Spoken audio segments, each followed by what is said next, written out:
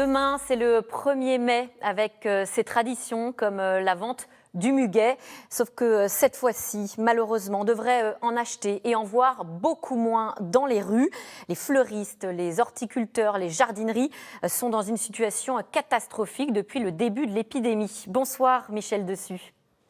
Bonsoir. Vous êtes horticulteur, président de la Chambre d'agriculture des Alpes-Maritimes. Vous cultivez des gerberas. Ça ressemble un peu à des marguerites, petites ou plus grandes, d'ailleurs de plein de couleurs différentes. Il y en a d'ailleurs autour de vous en ce moment même. C'est une histoire de famille, puisque c'est une exploitation qui appartenait avant vous à votre papa. Des coups durs, des périodes difficiles, vous en avez connu. Vous avez un métier qui est saisonnier, qui dépend beaucoup de la météo. Mais est-ce que vous avez déjà vécu une situation comme celle-ci, Michel Dessus ? Et malheureusement, non. Une situation comme elle est aujourd'hui, si vous voulez, c'est vraiment incompréhensible. Une crise sanitaire, on s'y attendait pas. Aujourd'hui, c'est tout le fruit de notre travail qui est jeté pratiquement tous les jours. Oui, vous avez dû, pour la première fois de votre histoire, jeter des tonnes et des tonnes de fleurs, c'est ça ? Alors, les 2 premières semaines, je me levais le matin, je savais pas pourquoi faire, c'est-à-dire rentrer dans nos serres avec mes salariés agricoles pour jeter plus de 1000, 2000, 5000 fleurs dans le godet du tracteur. Donc ça a été quand même un moment assez difficile pour l'horticulteur que je suis et pour les horticulteurs du département. Et oui, vous parlez de crève-cœur, que vous leviez la boule au ventre avec même un sentiment de dégoût. Aujourd'hui, complètement dégoûté, perdre sa production, c'est perdre le fruit de son travail. Et j'estime que je comprends que c'est pas la fleur, c'est pas la première nécessité, mais j'estime que la fleur coupée des Alpes-Maritimes fait partie des produits du terroir. Que deviennent ces fleurs jetées, que vous avez jetées ? Elles sont brûlées tout simplement à la poubelle. Donc j'ai fait plusieurs actions donc avec quelques horticulteurs.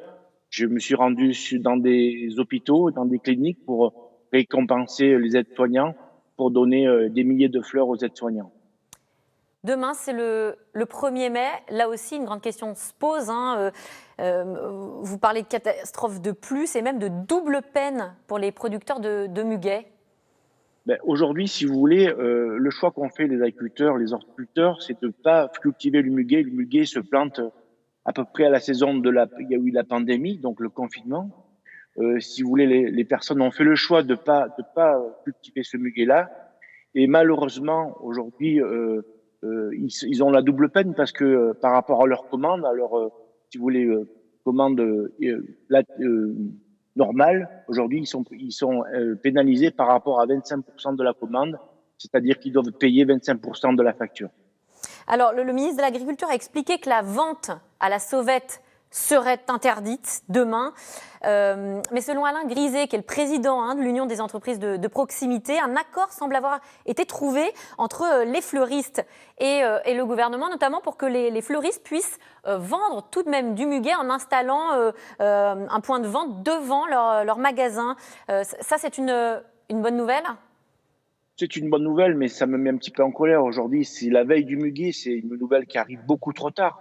Aujourd'hui, on nous a dit qu'il fallait pas, on pouvait pas vendre du muguet en livraison, en drive. Maintenant, aujourd'hui, on nous annonce que il faut vendre pas de porte au magasin. C'est vraiment du ridicule. Et j'estime que c'est se moquer du monde agricole et des fleuristes. Est-ce que vous vous sentez pénalisé ? Je vous entendais tout à l'heure dire, bien sûr, nous ne sommes pas des produits de première nécessité, mais je suis en colère. Est-ce que vous auriez, par exemple, voulu que les fleuristes puissent continuer de vendre des fleurs pendant toute cette épidémie ?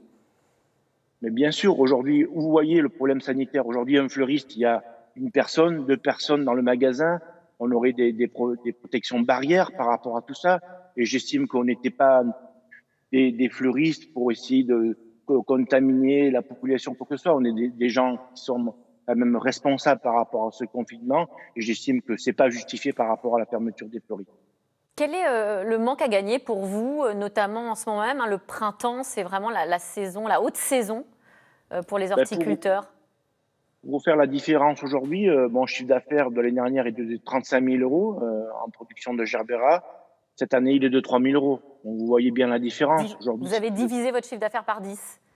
Ouais, c'est ça. Donc, c'est une perte considérable.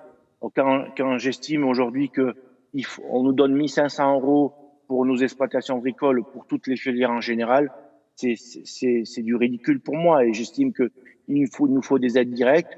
Bon, j'ai fait quand même quelques ventes, donc je me suis un petit peu inquiété par rapport à la solidarité et je me suis mis à vendre des fleurs au bord de la route.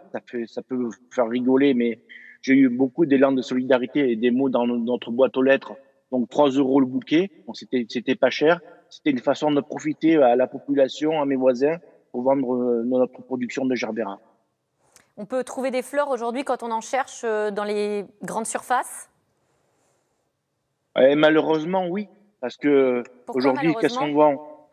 Ben parce que nous avons des fleuristes qui sont fermés et tous les hypermarchés, les supermarchés, on vend de la plante en pot, on vend du muguet, on vend de la fleur coupée et nous, on est fermés et on nous dit la veille du muguet, il faut ouvrir et on passe de porte.